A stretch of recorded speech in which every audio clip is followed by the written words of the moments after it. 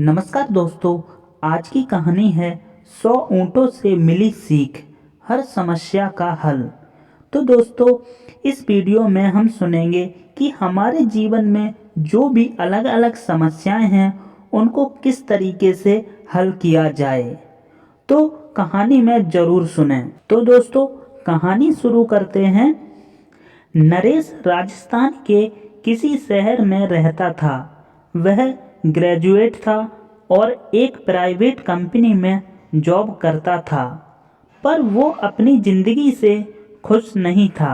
हर समय वो किसी न किसी समस्या से परेशान रहता था और उसी के बारे में सोचता रहता था। एक बार नरेश के शहर में कुछ दूरी पर एक फकीर बाबा का काफिला रुका हुआ था। शहर में चारों ओर उन्हीं की चर्चा थी। बहुत से लोग अपनी समस्याएं लेकर उनके पास पहुंचने लगे।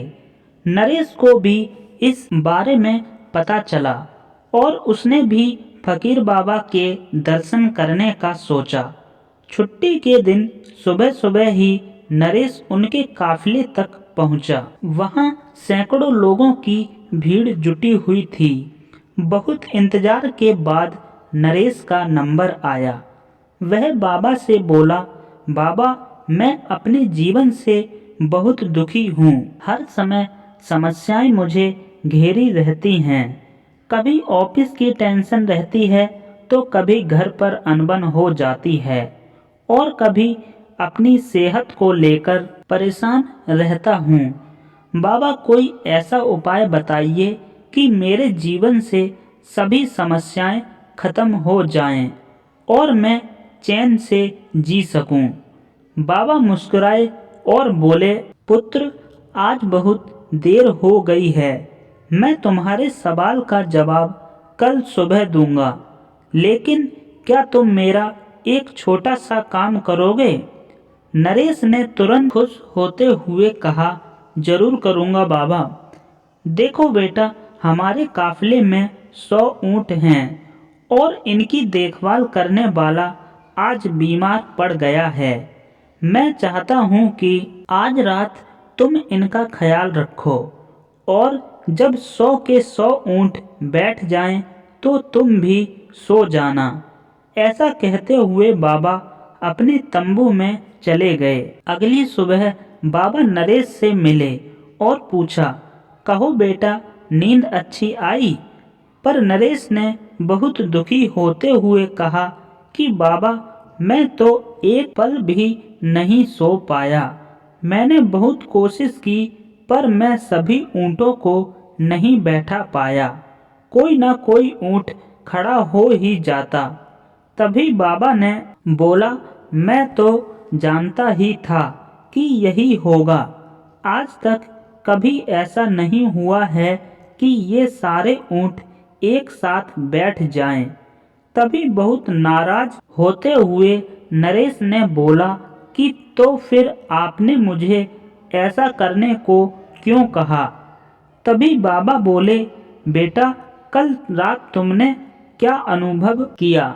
यही ना कि चाहे कितनी भी कोशिश कर लो, सारे ऊँट एक साथ नहीं बैठ सकते।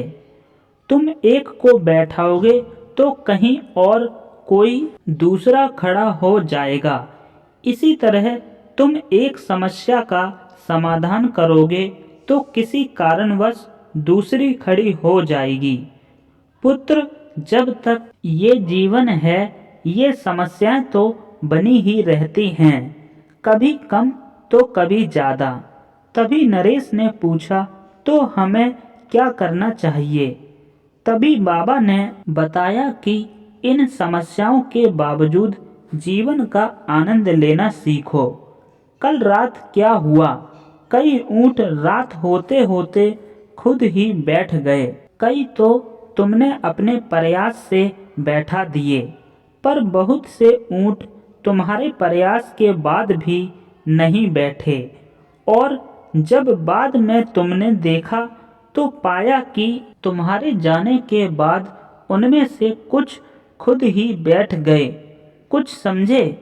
समस्याएं भी ऐसी ही होती हैं।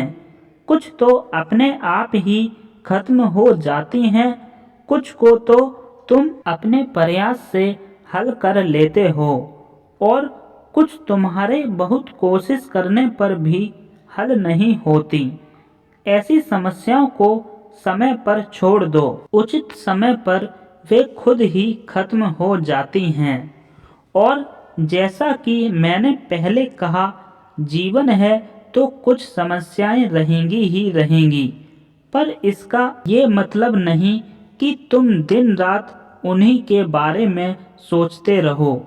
ऐसा होता तो ऊँटों की देखभाल करने वाला कभी सो नहीं पाता। समस्याओं को एक तरफ रखो और जीवन का आनंद लो, चैन की नींद सो। जब उनका समय आएगा तो खुद ही हल हो जाएंगी। पुत्र, ईश्वर के दिए हुए आशीर्वाद के लिए उसे धन्यवाद करना सीखो, समस्याएं खुद ही कम हो जाएंगी। फकीर बाबा ने अपनी बात पूरी की।